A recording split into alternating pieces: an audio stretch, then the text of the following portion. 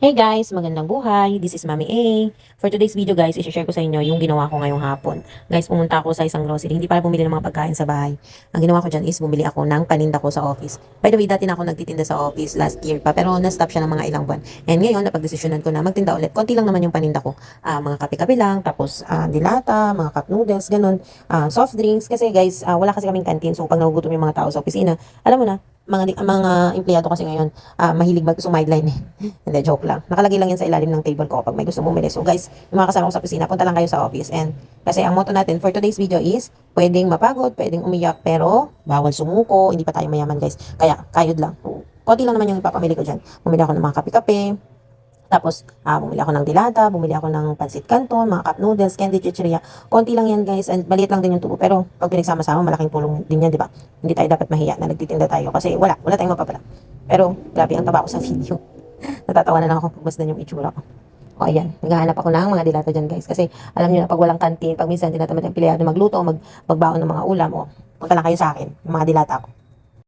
Kaway-kaway pala guys sa mga kagaya kong empleyado na mahilig sumideline, magbenta-benta ng kung ano-ano para ng pangdagdag kita sa pang-araw-araw, di ba? Pag pinagsama-sama natin yan guys, malaking tulong yan, lalo na may mga anak tayong binubuhay. And share ko lang din, nagtitinda pala ako ng basahan sa office, nakapagtinda na rin ako ng pabango, ano pa ba? Basta nakapagtinda na rin ako ng kung ano-ano sa office. Nagtitinda ako ng mga set, yung panglagay sa mga sofa.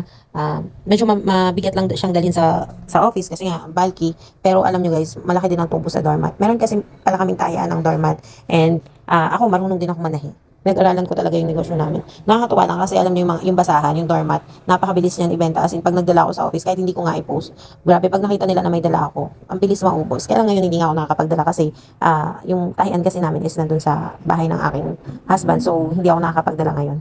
Later on siguro, pagdating ng araw, basta natutuwa lang ako yan. Gusto ko lang i-share sa inyo. And alam nyo ba guys, sobrang mahihiyain talaga ako before. Hindi ako marunong magbenta. Wala sa katawan ko yung negosyo. As in, wala sa pag-iisip ko yan. Nahihiya. Kumbaga, nandun ako sa point na nahihiya ako mag-alok ng kung ano-ano. And na-overcome ko lang yan. Natuto akong magbenta, magnegosyo nung tinuruan ako ng asawa ko. Natutuwa ako kasi ang dami ko talagang natutunan. Biruin nyo guys, hindi nga ako marunong mawak ng makina. Pero dahil gusto namin kumita, natuto akong manahi dun sa high speed na makina guys. Alam nyo, marunong akong gumawa ng doormat. And nakakatuwa lang i-share guys. Kaya guys, kung may pinagdadaanan kayo ngayon, kagaya ko, huwag kayong susuko, huwag kayong mahihiya, huwag mapapagod kasi alam mo guys, hindi tayo mapapalamon ng hiya. Huwag nating iisipin yung sasabihin ng ibang tao. Lagi namang may nasasabi ang ibang tao kahit may gawin kang mali, kahit may gawin kang tama. Kaya hayaan lang natin sila. Move forward lang tayo hanggang makamit yung goal natin, 'di ba guys? Ako iniisip ko lang talaga para sa pamilya ko, para sa mga anak ko, yung mga ginagawa ko sa buhay. Kasi alam mo, dati iniisip ko lagi yung sasabihin ng ibang tao pero ngayon, wapakels na guys. Charis. Hindi. Kidding aside, laging iniisip ko lang at yung ginagawa kong inspiration is ang pamilya ko. Para alam mo na guys, para masaya ang buhay. Basta guys, huwag tayong susuko. Andyan lang yung problema, mananawa din yan sa atin. Alam nyo guys, ang iniisip ko na lang talaga ngayon, maliban sa kung paano ko yayaman is, paano talaga ako si sexy. Tignan nyo naman guys, yung katawan ko, grabe, dati parang Coca-Cola, alam mo yun. Pero ngayon Coca-Cola pa din naman guys, pero yun nga lang, 1.5. Natatawa na lang talaga ako. Pero anyway, siguro dahil talagang, masiba lang tayo guys. Charis. O siya, sige, bye-bye na guys, bukas na ulit, good night.